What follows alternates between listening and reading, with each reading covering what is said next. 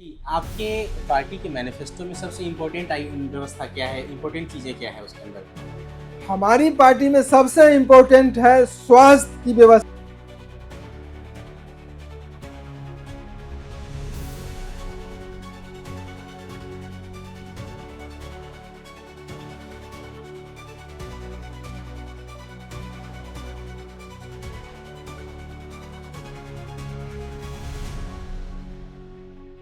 जी, आपके पार्टी के मैनिफेस्टो में सबसे इम्पोर्टेंट व्यवस्था क्या है? इम्पोर्टेंट चीज़ें क्या है उसके अंदर?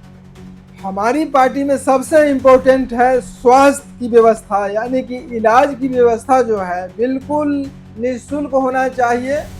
यह बहुत ही निहायत ज़रूरत की चीज़ है और मूलभूत अधिकार में आना चाहिए। ये लोगों का यह अधिकार हो कि वह इलाज की सुविधा सरकार से निःशुल्क प्राप्त करे।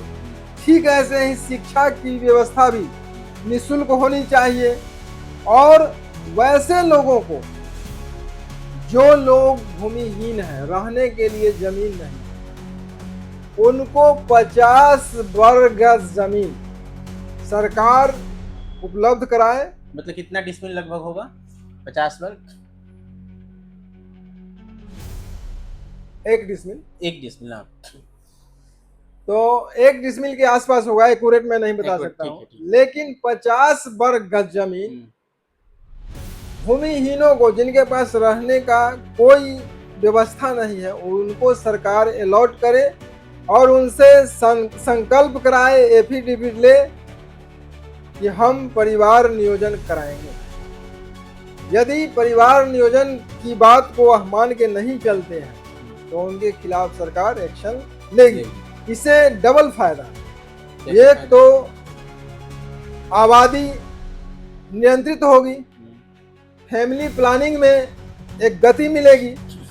दूसरे, जो लोग बेघर हैं उनको रहने का एक जगह मिलेगा। हुँ, आपके परिवार के ही वो अंग हैं जो लोग बेघर हैं, जिनको रहने का जगह नहीं है। वो बिहार को यदि आप एक परिवार मान लेते हैं तो आपके ही परिवार के एक व्यक्ति हैं, उनको भी रहने का अधिकार है आपको देना। उनको मार तो नहीं दीजिएगा, नहीं, कुत्तों के तरह जीने के लिए उनको नहीं छोड़ सकते हैं। बिल्कुल। आदमी है तो आदमी को आदमी की तरह रखेंगे आप, तो यह अधिकार आप ही देंगे, दूसरा कौन देगा? सरकार नहीं देगी तो दूसरा कौन देगा? वो मारा मारा फिरेगा, दूसरे स्टेट में जाके धक्का खाएगा। तो आबादी को प्लानिंग करना भी आपका काम है, उसे आबादी को नियोजित करना भी आपका काम है। दूसरा, तीसरा मेरा सबसे इंपॉर्टेंट ये मैनिफेस्टो में है आइटम कि पूरे बिहार में उद्योग धंधा को लार्ज स्केल पर विकसित किया जाए, ताकि हमें दूसरे राज्य से सामान को आयातित न करना पड़े। क्योंकि आयातित सामान को जब हम खरीदने जाते हैं तो हमें दुगना भाव देना पड़ता है, तो डबल नुकसान हुआ। महंगाई की मार हम झेल रहे हैं एक तरफ, और दूसरे तरफ बेरोजगारी झेल रहे हैं, दूसरे स्टेट में जाके काम करते हैं। तो हमारा काम किया हुआ माल ही हमें यहाँ मिलता है डबल दाम पर, तो डबल परेशानी है, डबल झंझट है।